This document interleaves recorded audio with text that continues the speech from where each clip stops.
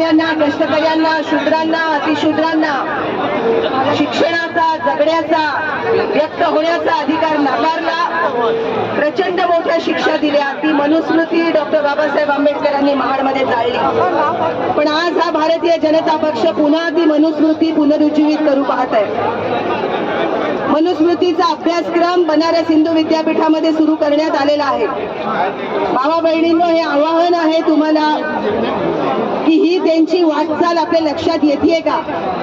जी आर्थिक नीती भाजपची चालू आहे त्यामध्ये अंबानी, अदानी श्रीमंत होत आहेत. आजचीच बातमी आहे की जगातल्या सर्वात श्रीमंतांमध्ये अदानी 16व्या नंबरवर आहे.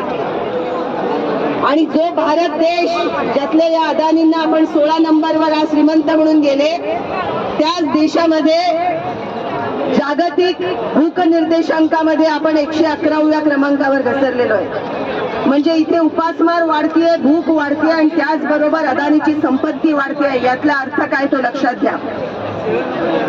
भारतीय जनता पक्षाचं हे धोरण आहे की अंबानी, अदानींसारख्या प्रचंड मोठ्या कंपन्यांची धन करायची, त्यांच्या धनात भर घालायची, त्यांना श्रीमंत करायला वाव द्यायचा आणि तुमच्या माझ्यासारख्या सामान्य माणसांच्या खिशातून मात्र पैसे काढून घ्यायचे. बँकांमधली कर्ज मोठ्या प्रमाणात कॉर्पोरेटना माफ केली जातात आणि त्याच वेळेला लाखो शेतकरी या देशामध्ये आत्महत्या करतात. ही एकाच आर्थिक धोरणाची वास्तविक बाजू आहे. तेव्हा आपण हा निर्धार करायचा आहे, निर्णय करायचा आहे की कुणाच्या बाजूने आपण उभे राहणार आहोत. आपण अंबानी, अदानींची धन करणाऱ्या भाजपला मतदान करणार की आपण सर्वसामान्य कष्टकऱ्यांसाठी, शेतकऱ्यांसाठी, शेतमजुरांसाठी उभा राहणार? ही भूमिका निश्चित करण्याची वेळ आता फार लांब नाहीये. आणि त्यासाठी नुसतं बाबासाहेबांना अभिवादन करून चालणार नाही. बाबासाहेब हे फक्त एक व्यक्तिमत्व नाही, हा एक महान विचार आहे, पिढ्यानपिढ्या पुढे नेणारा विचार, जुलुमाच्या विरोधी संघर्षाच्या उभारणीचा विचार आहे, अन्याय आणि शोषण याला ललकारणारा विचार आहे. त्या बाबासाहेबांना अभिवादन करताना आपल्या देशात चाललेल्या शोषणाकडे लक्ष असू द्या. या देशातलं मीडिया मोठ्या प्रमाणात विकलं गेलेलं आहे आणि त्यामुळे वास्तव समोर येऊ देत नाहीत. आम्ही इथे पुस्तिका मांडलेली आहे 2024 राज्य संविधानाचं राहणार की मनुस्मृतीचं, आणि हा प्रश्न आपल्या डोक्यावर आता तलवारीसारखा उभा आहे. हा प्रश्न आता ऐरणीवर आलेला आहे आणि त्याची सोडवणूक हे कोणीतरी अवतार घेऊन येईल आणि करेल, याची वाट बघण्यात अर्थ नाही. हे बाबासाहेबच सांगत आले. जे संविधान आपल्याला अर्पित केलेलं आहे, आम्ही लोक, संविधानाच्या प्रस्ताविकेतले पहिले 2 शब्द आम्ही लोक, त्या आम्ही लोक म्हणजे तुम्ही, आम्ही, आमची जबाबदारी आहे या देशातलं संविधान टिकवण्याची, मनुस्मृती घालवण्याची. याच महिन्यात 25 डिसेंबरला बाबासाहेबांनी महाडला मनुस्मृती जाळली आणि तीच मनुस्मृती पुन्हा एकदा पुढे आणण्याचं अतिशय घातक कृत्य भारतीय जनता पक्ष करत आहे. त्यामुळे आपल्याला धोका कुणापासून आहे हे लक्षात घ्यायला पाहिजे. एका बाजूला मोफत धान्य द्यायचं आणि भिकेसारखे तुकडे फेकायचे, पण दुसऱ्या बाजूला जुलमी कामगार कायदे आणून कामगारांचे हक्क काढून घ्यायचे, ट्रेड युनियन करण्याचा, कामगार संघटना बांधण्याचा अधिकार नाकारायचा. त्याचबरोबर शेतकऱ्यांसाठी अतिशय जुलमी कायदे आणून इथली शेती व्यवस्था शेतकऱ्यांच्या हातातून काढून घ्यायची, असे दुटप्पी डाव इथे खेळले जात आहेत. गॅसची सबसिडी मिळणार असं सांगून सर्वांची सबसिडी बंद करण्यात आली. आता निवडणुकीच्या तोंडावर 200 रुपयाची सवलत देण्यात आलेली आहे. पण आपल्याला माहिती आहे भावा बहिणींनो की गॅस आपण 400 रुपयाने होता तेव्हा मोदींना निवडून दिलं. आज तोच गॅस 1100च्या वर गेलेला आहे. प्रचंड महागाई वाढतीये, बेरोजगारी वाढतीये, सामान्य लोकांचं शोषण वाढतंय. अशा परिस्थितीमध्ये आपल्या समाजातला बोलका वर्ग गप्प राहून चालणार नाही.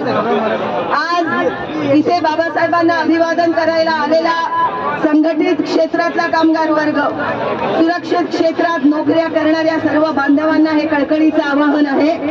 बोलके व्हा, व्यक्त व्हा. फक्त इथे अभिवादन करून चालणार नाही. संविधान आणि बाबासाहेबांचा विचार हा कृती प्रवण करणारा विचार आहे.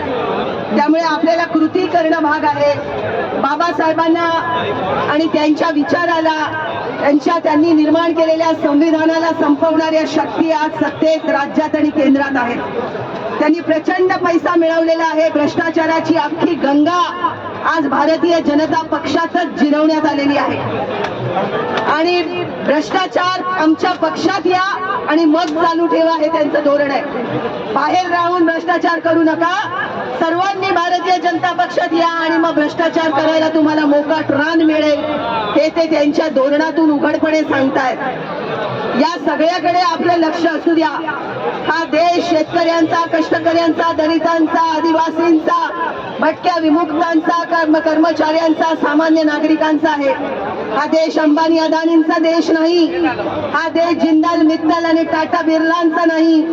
या देशाला घडवण्यामध्ये ज्यांनी मेहनत घेतली आहे, ज्यांनी आपला घाम गाळलाय, ज्यांनी आपले जीव पणाला लावलेले आहेत, अशा कष्टकऱ्यांसाठी, कामकऱ्यांसाठी संविधान देत असलेले अधिकार आज हिरावले जात आहेत. आणि त्यामुळे या सगळ्या धोरणांचा पर्दाफाश करत आपल्याला भिडावं लागणार आहे केंद्रातल्या आणि राज्यातल्या सत्तेशी. आपल्या मनात हा विचार राहू द्या. तुम्ही ज्या मुंबईच्या भागातून आलेला असाल, तिथे आपल्या वस्तीमध्ये, आपल्या सोसायटीमध्ये, आपल्या कॉलनीमध्ये याचा प्रचार करायला हवा की संविधान टिकलं पाहिजे. हे संविधान काही फक्त दलितांसाठी, आदिवासींसाठी नाही आहे, सर्व नागरिकांसाठी, सर्व लोकशाही मानणाऱ्यांसाठी आहे. बाबासाहेबांचा विचार हा काळाच्याही पुढे जाणारा विचार होता, जो आजही इतका सुसंगत आहे. त्याच्यातली संगती टिकवणं ही आपली ऐतिहासिक जबाबदारी आहे. त्यामुळे या देशात आता गरज आहे निडरपणे, निर्भयपणे रस्त्यावर उतरून ललकारण्याची, जुलमी सत्तेला आव्हान देण्याची. या देशामध्ये लोकशाही आम्ही टिकवू, हुकुमशाही चालणार नाही. या देशामध्ये हिटलरशाही चालणार नाही, हे बजावून सांगण्यासाठी उतरणाऱ्यांची फौज आपल्याला हवी आहे. तुम्ही या कामामध्ये जोडून घेऊ इच्छित असाल तर जरूर आपले नंबर इथे आम्हाला द्या. आम्ही आपल्याला संपर्क करू आणि ही जुलमी सरकार विरोधात मोहीम कशी राबवायची आहे याचे पुढचे सगळं जे नियोजन चालू आहे, महाराष्ट्रातून कुठूनही आपण आला असाल, आपल्याशी संपर्क केला जाईल आणि या प्रत्यक्ष कामामध्ये सहभागी व्हा. तीच खऱ्या अर्थाने बाबासाहेबांना आदरांजली ठरेल. ते खऱ्या अर्थाने या महामानवाच्या स्मृतीला आपण केलेलं अभिवादन ठरेल. त्यामुळे हे विचार घेऊन परत जा आणि ते विचार फक्त आपल्यापुरते मर्यादित राहू नयेत. ते आपापल्या गावात, आपल्या खेड्यात, पाड्यात, आपल्या शहरात, आपल्या वस्तीत, आपल्या सोसायटीत घेऊन गेलं पाहिजे. संविधान या देशात टिकवण्याची गरज आहे आणि मनुस्मृतीला तिलांजली देण्याची गरज आहे. मनुस्मृती जो अत्यंत जुलमी आणि शोषणाचा आराखडा मांडते, ही मनुस्मृती 25 डिसेंबरला बाबासाहेबांनी जाळली, पण त्याचं पुनरुज्जीवन करण्याचं धोरण भाजप सरकारने अवलंबलं आहे. त्याला आव्हान देण्याची गरज आहे आणि त्या विरोधात उभं ठाकण्याची गरज आहे. इथल्या कामगारांची, शेतकऱ्यांची एकजूट करून आपल्याला उभं राहावं लागेल. शेतकऱ्यांनी जे 1 वर्षापेक्षा अधिक काळ आंदोलन करून दिल्लीच्या सीमेवर ठाण मांडून मोदी सरकारला गुडघ्यावर आणणं भाग पाडलं, त्या किसानांना सलाम करत, त्यांना त्या शेतीची जी जुलमी कायदे त्यांनी आणलेले आहेत भाजपने, त्याची पोलखोल करत आपल्याला शेतकऱ्यांमध्ये भिडावं लागेल. कामगारांवर गदा आणणाऱ्या ज्या संहिता भाजप सरकारने आणल्या आणि 44 कामगारांचे कायदे रद्द केले. आज आपल्याला युनियन बांधण्याचा अधिकार ठेवलेला नाही, किमान वेतन मिळवण्याचा अधिकार ठेवलेला नाही. कामगारांवरचा अनेक प्रकारचा हल्ला चालू आहे. तो जर परतवून लावायचा असेल तर जाणतं होऊया, जागृत होऊया. बाबासाहेबांनी दिलेला शिका, संघटित व्हा आणि संघर्ष करा. यामध्ये पुढचा धडा आहे, तो म्हणजे या देशाचं संविधान आणि लोकशाही वाचवा. आणि ती वाचवण्याची जबाबदारी तुमची, माझी, आम्ही लोक जे सर्वसामान्य नागरिक आहोत त्यांची आहे. त्यामुळे या कृतीमध्ये या अभियानात सहभागी व्हा, याला हातभार लावा आणि एका जाणत्या चळवळीचे आपण सदस्य होऊया, जाणते नागरिक होऊया, संविधान प्रेमी नागरिक होऊया. तीच बाबासाहेब आंबेडकरांना आजच्या दिवसाच्या निमित्ताने खरी आदरांजली ठरेल.